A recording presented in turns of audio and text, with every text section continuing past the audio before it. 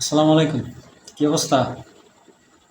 আমার অবস্থা খুবই খারাপ ভাই। আগে মানুষজন কিছু হইতে কইল যে আলু খা আলু, এখন আলু থিয়া বালু খা। আলুর কেজি 60 টাকা, পেঁয়াজের কেজি 120 টাকা, কাঁচামরিচ 200 টাকা কেজি। সুদানির পাউডার কি করতা সস্ক। ইস ভাই রে, হারাম করে দেশটা বইরে গেছে, হারাম করে দেশটা বইরে গেছে। ডিম সুদানির পা কদিন পরে নিজের ডিম বেচা খাওয়ান লাগবো। নিজের ডিম ওইটাও ভাবি না, 56 টাকা 200 টাকা কেজি কাঁচামরিচ। মানে দেশটার একবারে ধ্বংস করে দিতেছস, কোনোদিকে কিছু বাইরে রাখতেছস না। মানে কয়লা বানাই দিস আমাকে, কয়লা এমন আম করে দিয়ে দাঁত ব্রাশ করবো কয়দিন পরে।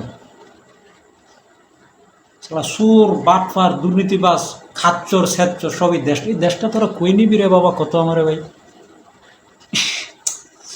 তোকে কবরে যদি সিসি ক্যামেরা লাগাইতে পারতাম, সিসি ক্যামেরা লাগাইলে দেখা যাইত। ডিম হালুয়া বানাই দিব, হালুয়া। খালি মরিয়া দেখ মরার আগে। তো কি করতে চাইতেছিস বাবা, আমার একটু বুঝা। এই পরিস্থিতি গরিব মানুষ খাইব কি আমার কত ভাই? 60 টাকা 70 টাকা কেজি আলু ভাই। যে কোনো সবজি 60 টাকার কেজি নাই।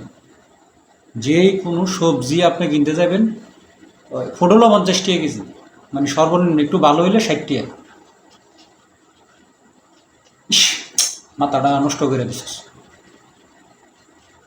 মাথা বেসালার যারা আছে তারা শেষ। এখন তো বেসালার আমি আমার ফ্যামিলি বাড়িতে আজকে 2000 টাকার বাজার করছি। 2000 টাকার বাজার করছি, এর মধ্যে 5 কেজি চাল কিনছি, 1 কেজি পেঁয়াজ কিনছি, 1 কেজি আলু কিনছি। ভাই এই 2000 টাকার বাজার যদি আগে করতাম আর কি, আরও 10 বছর আগে, 15 বছর আগে, বেটা ওই 10 টাকাতে আরও একটা মুনি লোন লাগছে 2000 টাকা বাজারের জন্য। আর 5 কেজি চাল, আর মনে করো যে 1 কেজি সয়াবিন, 1 কেজি পেঁয়াজ আর 1 কেজি আলুতে টিয়া শেষ। শেষ করে লাইছিস দেশটারে। মনে কর যে সোর বাটপার সিটার কত দিয়ে আসিস। এখন মনে কর যে কোনটা চুরি করবি। ওই কিছু যোদ্ধা আছে, রেমিডেন্ট যোদ্ধা, প্রবাসী, ও প্রবাসীর সম্মান তোরা দিতে জানোস না।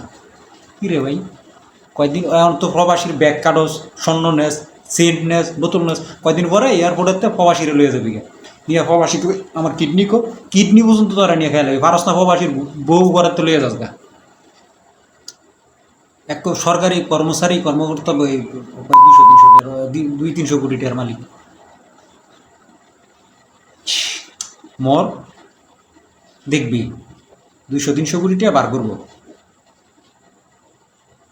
এখন তো নিজের ডিম ফাড়ায় খাইতে হইব, কিছু করার নাই। 56 টাকা ডিম তারা শেষ করে লাইছস না। শেষ পর্যন্ত রেমিডেন্স দ্বারা একটু সম্মান চাইছে, ওইটাও দেশ নাই তাদের। ওদের টেয়া পয়সা ফাড়ায় ফাড়ায় চুরিলে ফুস করে বিদেশ চলে যাও টেয়া লইয়া। বুঝলে, চুরি বাটপারি সিটারি সার।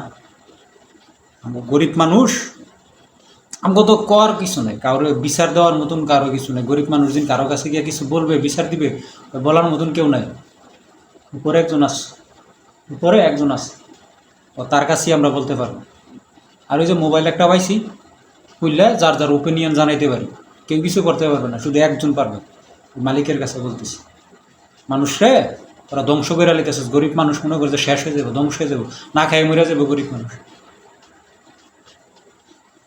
তখন আল্লাহ হেদায়ত দিক। তোরা মরলে কবরে সিসি ক্যামেরা লাগাইস, দেখতাম একটা বার, শান্তি পাইতাম। আসসালামু আলাইকুম।